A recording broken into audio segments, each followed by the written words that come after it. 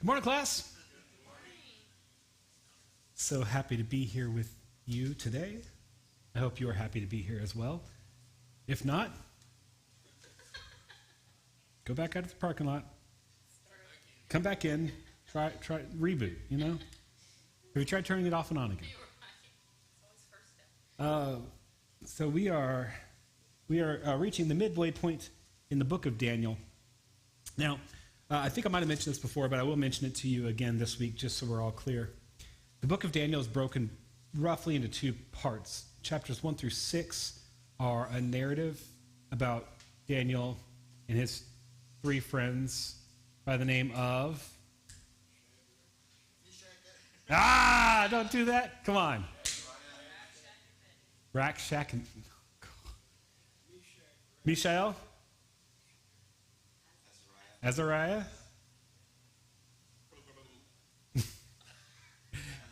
Hananiah. There you go. That's right. So the first 6 chapters center around them, and not even really so much. The first 4 chapters are really about Nebuchadnezzar, more than anything, really. And then the last chapter we talked about Belshazzar, and he didn't get to stay in power. And then this chapter that we're going to start today is about Darius. And then after that, we're going to, the book starts a new section. And it's vision, and really, for the most part, I would describe it as apocalyptic prophecy. Not so different from the book of Revelation. And as a matter of fact, this is one of the several places in the Old Testament where, to understand Revelation, it's helpful to read this as well. There's some shared imagery. There's clearly some shared themes. And, but here's what I want to tell you. I'm not that interested in teaching that right now, right? I picked this book for other reasons. And so when we finish up chapter 6, I think that's going to be it for Daniel for now. And we'll move on to something else. I mean, unless there's a great hue and outcry, and you just really, really, really want to do, all the beasts that conquered the world and all that kind of, it's okay, but I was planning on moving on to something else. The timing is a little bit strange on this. If we finish today, then next week we got to do something else because the following week we're off. So it'd be kind of weird to start a new series next week, but maybe we will. Or maybe we'll just stall long enough that we don't finish today. I don't know. We'll see. If I had Jim here stirring the pot, maybe we'd go a little longer. Maybe you have to be the agitator today. All right. So, Daniel, what's it about? Who can recall chapter 1? The main events of chapter 1. This is an open book test. You can peek.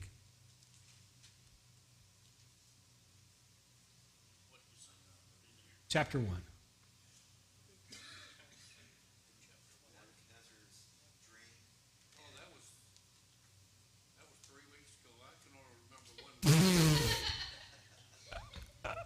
I'll call on you for chapter 5 then.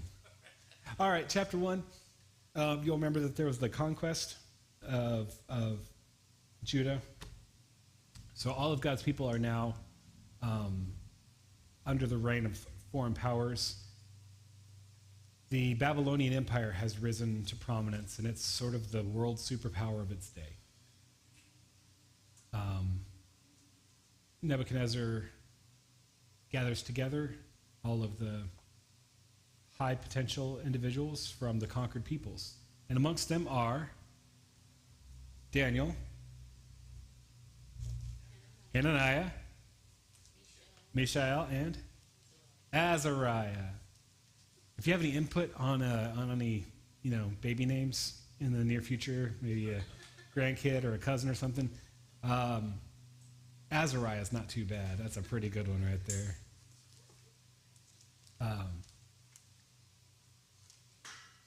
So they get conscripted. They're brought in, not conscripted. They get brought into this program. They're housed in this dorm with this big, eclectic, multi-ethnic, group of people. and they're getting trained in the ways of the Babylonian court. They're learning the language, all that kind of stuff. One of the perks is that you get to eat food every day. That's a big perk, right? But beyond that, not just food, right? It's a special kind of food. Yeah, they get to eat the rich foods that come from Nebuchadnezzar's table.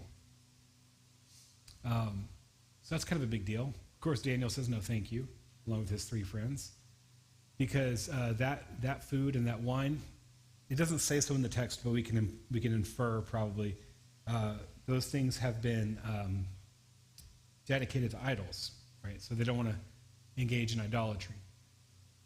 It's also possible that that just the meats themselves might not have been kosher, but it doesn't say anything about that. So I don't know. We can speculate, but that wouldn't answer the wine question. So I think it's probably more on the line of idolatry. Nebuchadnezzar has a servant over the care of these guys, and when he finds out that they're not eating the good food, he says, "Y'all got to do this, or else I'm going to be in trouble. If you wind up looking all sickly and gross, then I'm going to get in big trouble." So so they say to him, "Well, give us 10 days, and just check us out in 10 days. You can compare us against everybody else 10 days from now. If we don't look healthy, if we don't look as good as everybody else, fine." Well, 10 days later, they look better than everybody else. And so the eunuch says, water and vegetables all around. And everybody else is like, yeah. Right? There's nothing worse than being forced into a vegetarian diet, If you choose that, good on you. But if you're forced into that, oof, that's rough. Vegetarian is an old Indian word for bad hunter. Yeah. All right. They move on to what's up next. You called it out earlier. What's up next in the story? The dream. Yes, Nebuchadnezzar has a dream. It's not like the MLK dream where he shares the dream with everybody else. This is, on the other hand, a secretive dream. He's very bothered by it, but he wants to know what it means. And so he calls all of his wise guys, the Chaldeans, the enchanters, the mediums, I don't know, phone's Miss Cleo. Some of y'all are old enough to know what I'm talking about. And he invites them to interpret the dream, but there is one pretty steep condition before they can interpret the dream. What's that?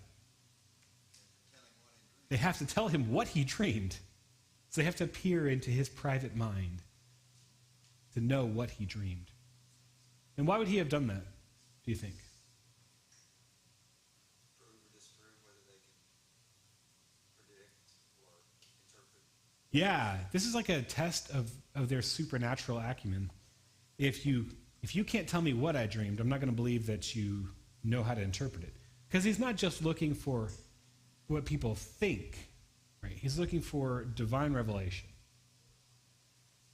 And also, being a person who is probably a little bit paranoid and certainly used to be surrounded by yes men. And I think this is a little bit to Nebuchadnezzar's credit. He's not looking for somebody to just tell him comforting things, right? And we could tell that because of how he reacts when Daniel gives him the interpretation, because the interpretation ain't great for him. But he's still very grateful for the interpretation. So anyways, nobody can tell him what he dreamed, and so he gets frustrated. He's like, you know what? To heck with you guys. I'm not footing the bill for you guys anymore. So he sends the guards to go round up and kill all of this cabinet of diviners. And when the guard gets to Daniel's room, Daniel says, "Hold, please. Before you kill us, give me a shot. Go tell Nebuchadnezzar I'll come whenever he wants. I'll tell him what he dreamed. I'll tell him what it means." So the guard walks away, and Daniel turns to his friends, and what does he say? We got to pray. We got to pray, and we got to pray hard and right now, right? Because, again, had God assured Daniel that he would tell him the answer? Did Daniel have a special word from God yet? No. No. He's stepping out on a limb in faith. Right? But this isn't arrogance. He isn't thinking, well, I guess I'll just make something up or I'll just whatever. No. Daniel's dependent on God. So that step of faith to say, I will go, is immediately followed up with prayer, asking God to come and be his salvation. Okay? Nebuchadnezzar calls him into the chamber and says, you know the drill. Tell me my dream. Tell me what it means. Or else it's going to be a bad day for you. And Daniel's response here, I'm not going to ask you, I'm going to articulate it to you because I think it's really important and I want to get it right. Daniel's response is, you know what you've asked is impossible. I cannot do what you have asked of me.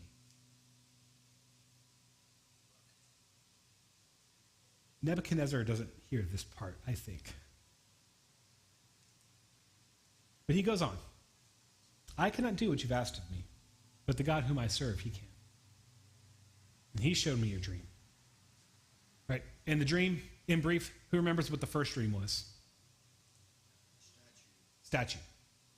It's made out of composite of materials. At the very top, the head is made of, and then next, silver, and then bronze, and then iron, and then lastly the feet, iron mixed with clay. It's an impressive statue. What happens? Stone rolls down out of the mountain. Stone not cleft by human hands, right? Comes down, crushes the feet, the whole statue falls. What's the interpretation of the dream? You gotta know, you're getting quizzed. What's that? Successive empires. And who's the golden head? Yeah, Babylon and Nebuchadnezzar, right? What is the stone? The stone is Christ. It comes, it destroys the base, the empire falls, and that stone is established forever. That stone represents an eternal kingdom, right? So here we have a messianic prophecy. Nebuchadnezzar is blown away and impressed, and I think he probably stopped listening after you are the golden head. Right? Because the point of this was to show Nebuchadnezzar that although he's high and exalted now, God is still almighty over him. Right? But I think he just got hung up on the golden head part. Because at the very beginning of the next chapter, what did Nebuchadnezzar do? He built a giant statue, just like in his dream. Only in this case, what's it built out of? Yeah. Gold-plated from head to toe. And he brings all the important people of the kingdom together for the ribbon-cutting ceremony. And when they get there, it's announced, great, when you hear the music, you're going to bow down. And if you don't bow down, throwing you in a furnace. So they play the music and everybody bows down, but not everybody bows down, right? Hananiah, Azariah, Mishael don't bow down. And probably the guys who are annoyed with them, maybe even as far back as chapter 1, are like, hey, did you hear about these guys? They're not bowing down like everybody else is bowing down. So Nebuchadnezzar goes to them, unreasonably reasonable, and he says to them, look, maybe you missed the memo, whatever. We're going to do it again. We're going to play the music. You're going to bow. And if you don't bow, I'm throwing you in the fire. And their response was interesting. They said, we're not going to bow down. The God whom we serve can save us from the fire. But even if he doesn't, we still won't do this. Again, this is one of those things where God didn't say to them, God didn't say, I will save you. They hadn't heard that message. They said God is able to save us. Whether he does or not, we're going to serve him alone. So this is a similar theme to what happened to Daniel in that first chapter. God didn't say, I'm going to give you the thing. He just said, okay, well, I'm going to be faithful. I'm going to step out in faith. So same thing is happening to them. Nebuchadnezzar is really angry, makes the fire extra hot. The guards take them. What happens to the guards? They die just from proximity to the fire. Shadrach, nope, you almost got me. Hananiah, Azariah, Mishael, they get tossed into the fire. And Nebuchadnezzar's looking in there, and they're not dying. They're walking around just cool as cucumbers. What's more, what else does he see in the fire? A fourth person, like a son of the gods. Bizarre. So he calls them out. They come out. They're fine. They're not singed, although their ropes are all, like whatever they're bound with is all burned up. It's gone. But they're fine. Their clothes are fine. They don't even smell like smoke. And so he says, wow, praise be to their God who is able to save them from the fire. And he decrees from that day forward that nobody can badmouth their God. The next chapter, Nebuchadnezzar has a second dream. Anybody remember what the second dream was about? Big tree. What's the big tree? What does it represent?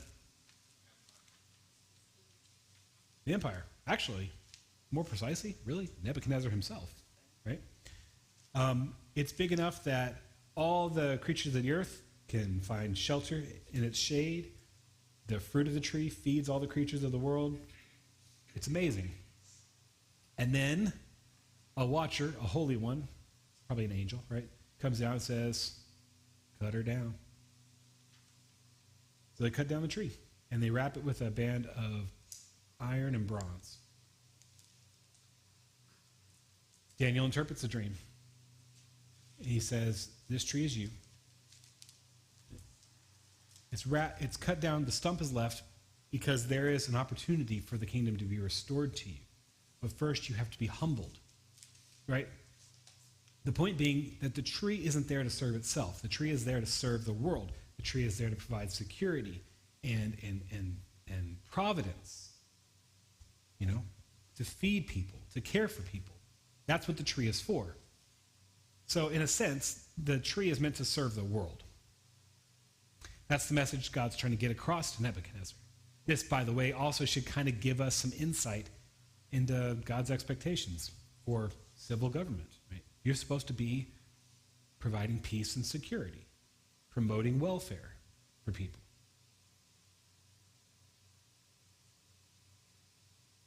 Well, about a year later, Nebuchadnezzar's walking around going, isn't my empire great that I've built for myself?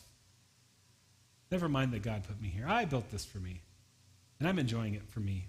It's all for me. And on that very day, God shows up, and what happens to Nebuchadnezzar?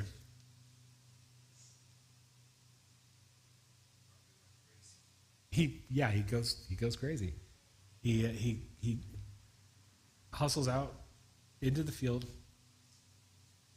and he starts chewing grass like a cow.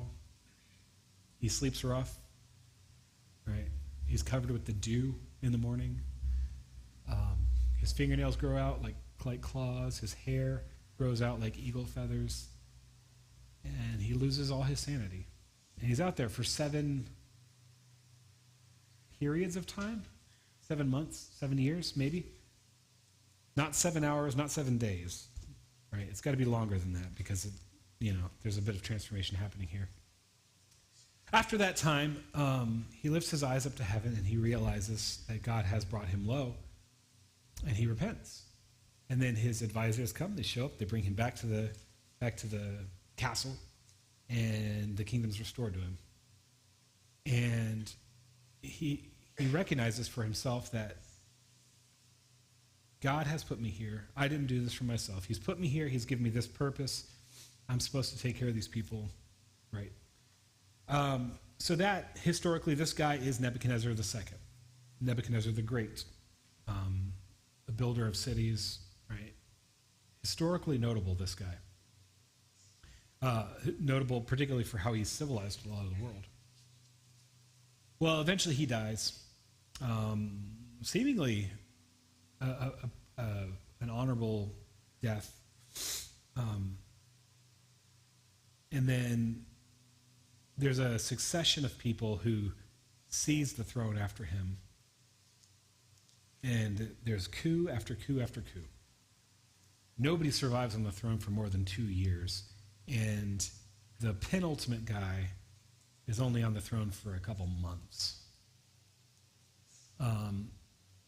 After he is overthrown by Belshazzar and Belshazzar's father, if I remember right, they assume the throne as co-regents. And that leads us into chapter 5, where Belshazzar is throwing a great party. I say a great party, not because it's morally great, but because it's great in scale. He's got a bunch of people there. They're all drinking together. Here's wine enough for thousands of people to get drunk. So that's a lot, right? This is a far cry from where we left Nebuchadnezzar, where he was being taught the lesson that it's all about serving the people and not about his own glory.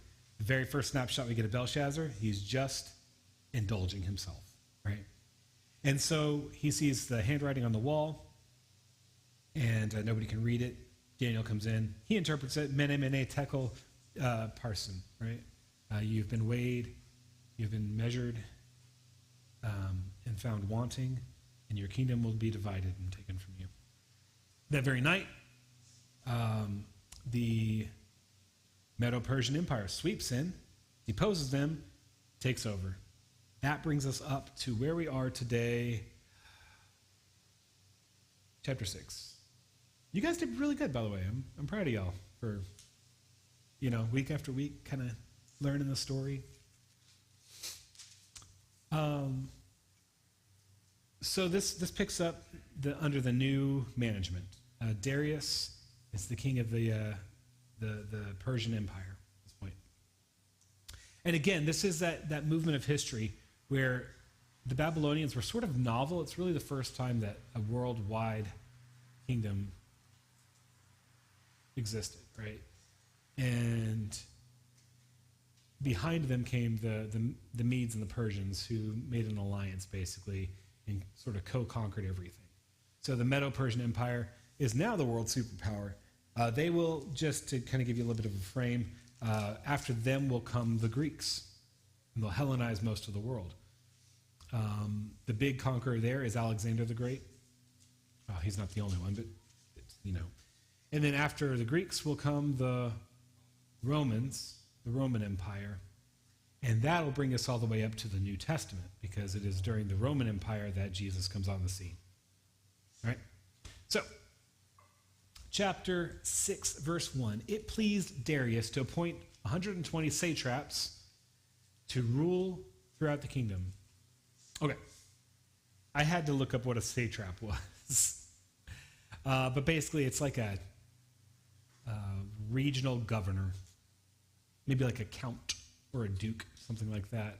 120 satraps. So that's regional government. With 3 administrators over them. So you can imagine something like one guy looking over 40 satraps. Something like that, right? One of whom was Daniel. The satraps were made accountable to them so that the king might not suffer loss. Now, Daniel so distinguished himself among the administrators and the satraps by his exceptional qualities that the king planned to set him over the whole kingdom.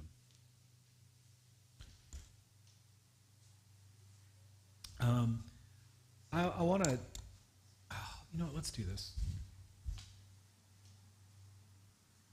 I want to just take a minute to teach some straight up theology stuff. Is the board on the screen? Okay. All right.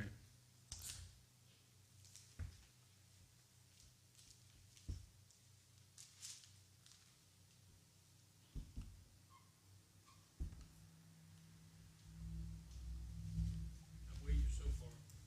You're with me so far. Very good.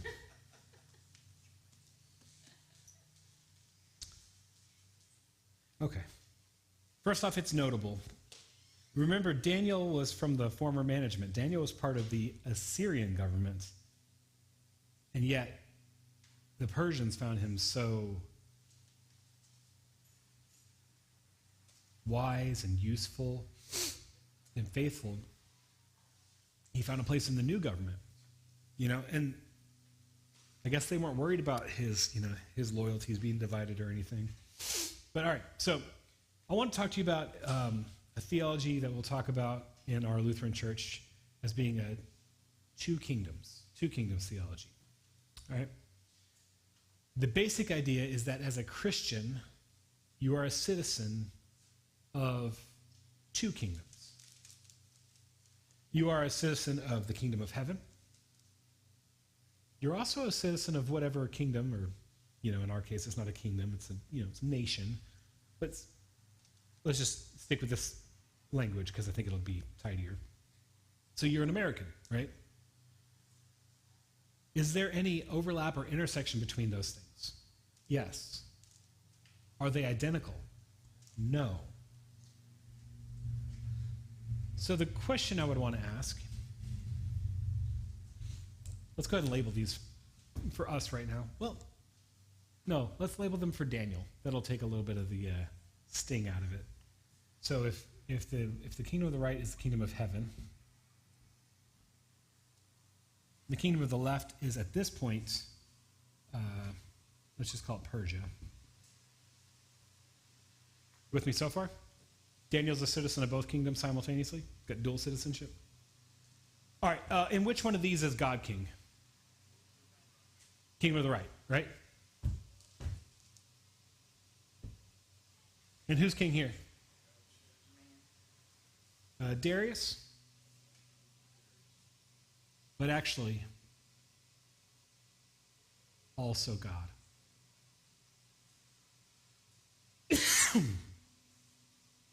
This was the lesson that God was trying to teach to Nebuchadnezzar. How did Nebuchadnezzar find his place and ascend to all that authority? The message that Daniel gave verbatim more than once is, God has put you in this position to serve. God has put you in this position. Our two kingdoms theology is that God rules over the kingdom of the right hand and over the kingdom of the left hand. God rules the kingdom of the right hand immediately, right? So there is nobody in between him and the people he rules, right? So when we encounter God, we do so directly. God talks to us. He operates with us through grace, yeah? But on the left hand, he rules mediately. There is a go-between, right? So in this case, he is ruling through Darius. Why is Darius the king of the world right now? Because God elevated him to that position. He raised up Nebuchadnezzar. He laid low Belshazzar and raised up Darius. Now, we need to make some good distinctions here, right? Because if there was no distinction, then why would we even talk about this at all? There are some important distinctions. Number one, does this mean that everything Darius does, God gets the credit and the blame for? No. God has expectations of Darius. He wants Darius to carry out his design for the left-hand kingdom. That doesn't mean that he will. Just like Nebuchadnezzar had sometimes when he was doing it right, sometimes when he was doing it wrong. And he was accountable to God when he was doing it wrong. And when he was doing it wrong, the people who were citizens of this kingdom, it was incumbent upon them to not obey. Right? Because that's the story of Daniel chapter 1, 2, 3, and 4. The people of God disobeying when Nebuchadnezzar was trying to rule over here. Bow down to the statue. No. Eat this meat, sacrifice. No. Right? Okay. So we see Daniel operating in both kingdoms in this book. This is a big part of the reason I wanted to pick this book.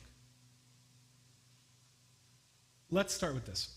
What is God's expectation for this left-hand kingdom? What are the things God wants Nebuchadnezzar, Darius, or whomever to provide?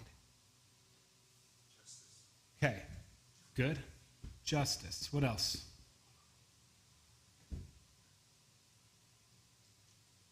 What do you think God asks of the civil government? Well, I mean, they're supposed to take care of people like mercy, but I mean, I think sometimes we get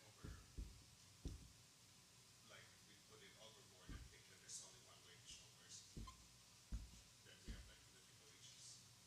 Mercy for the weak. What else? I mean, because this one is mentioned specifically to Nebuchadnezzar. At the end of his dream, Daniel says about the tree, right? Repent, right? Turn away and show mercy to the poor. Right? Said explicitly. What else? Civil government. Peace. Yeah, the promotion of peace, right? You think of anything else?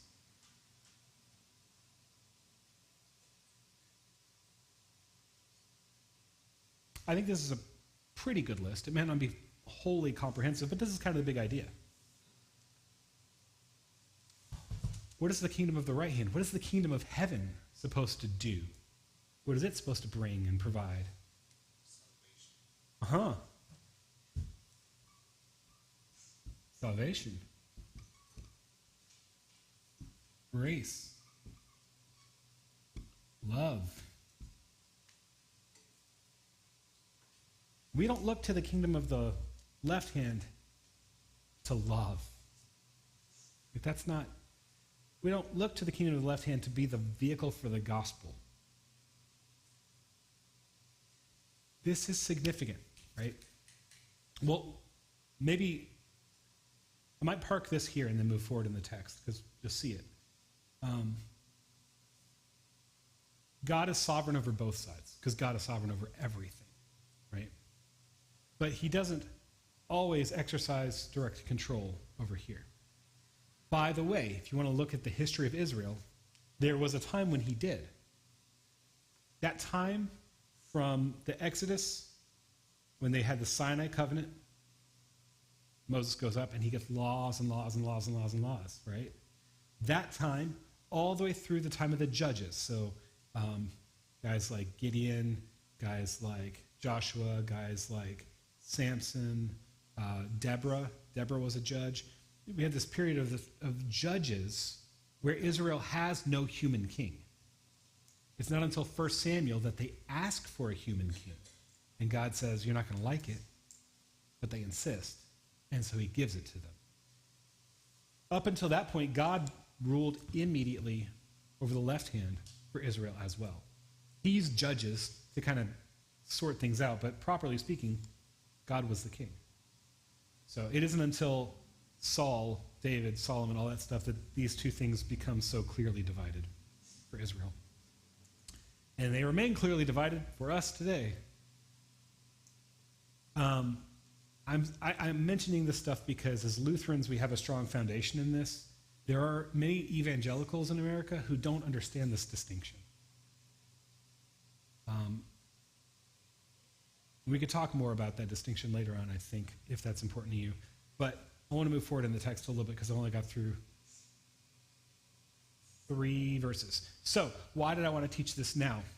I want you to note, Daniel is absolutely faithful to God. He has proven this time and time and time again.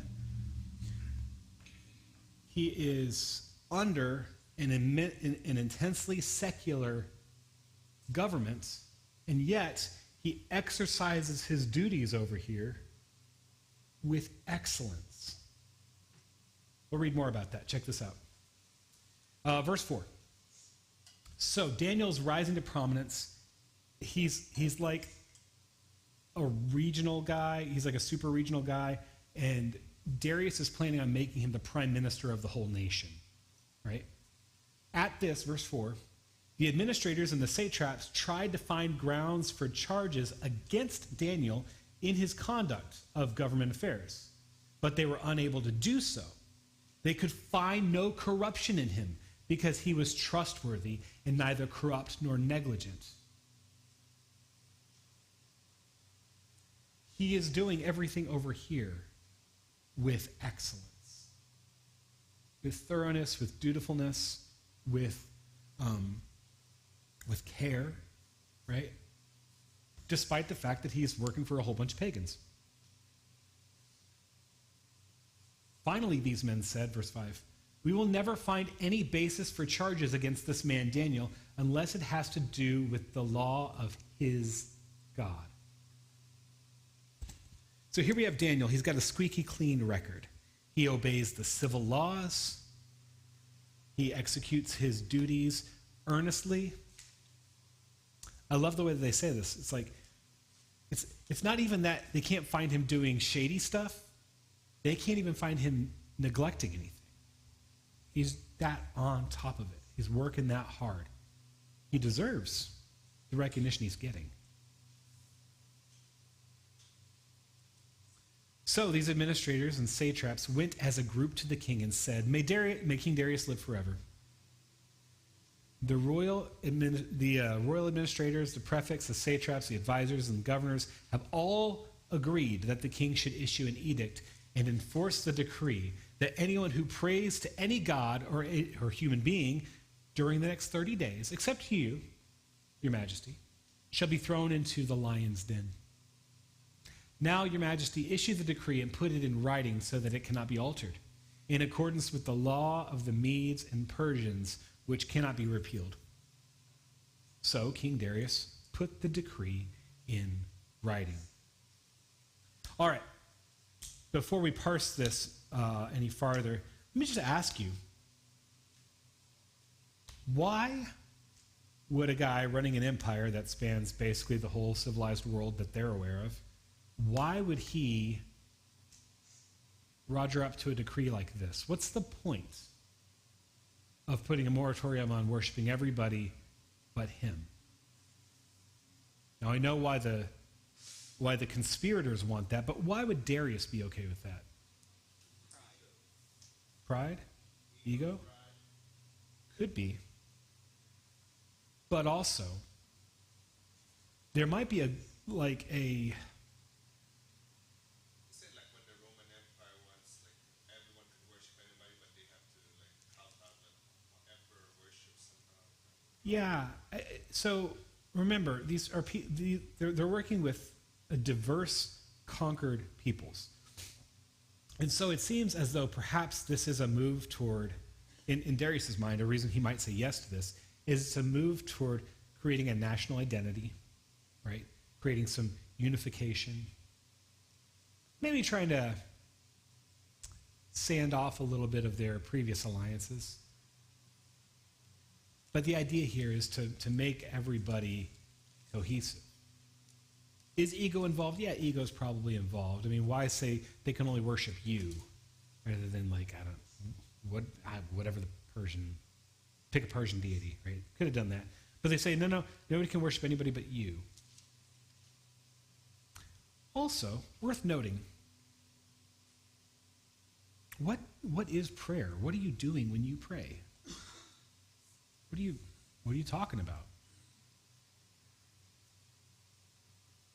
Usually asking for something. Yeah, usually people are seeking help and favor, right? So part of the messaging here is, for the next 30 days, we want you to know that Darius can provide everything you need. You can forsake calling on anybody else. The great Darius can give you all that you need. So Darius goes ahead with it. Now, this story is a little different than the fiery furnace. There's some strong parallels, but it's a little different. In the story of the fiery furnace,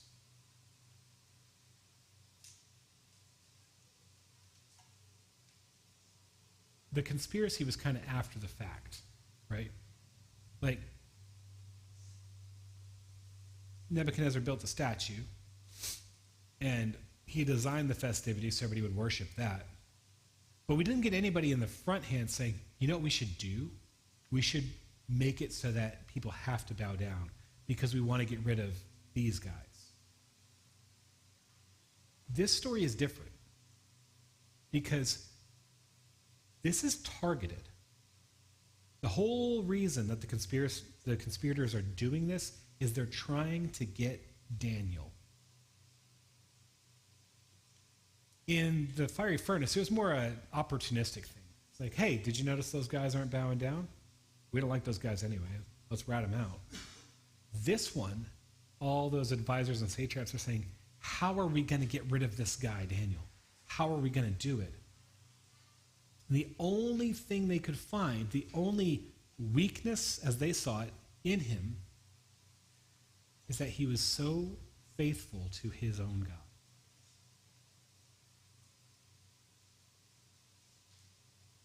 They knew that he would rather die than not worship his God. Look at the wording of this decree. It is not mandated that you pray to Darius. They're not actually enforcing idolatry, necessarily. Because an atheist would get by just fine, if there were atheists in that time, and probably there were some through cynicism, but like most people, had some sort of religious life. But they're not mandating that you have to worship Darius. They're just saying that you can't worship anybody but Darius. And this is all designed because they know that Daniel will. Can you imagine having that kind of reputation in your place of business? That people know you are so faithful to God that you would rather die than not pray to him for a month. What a robust relationship he has. All right.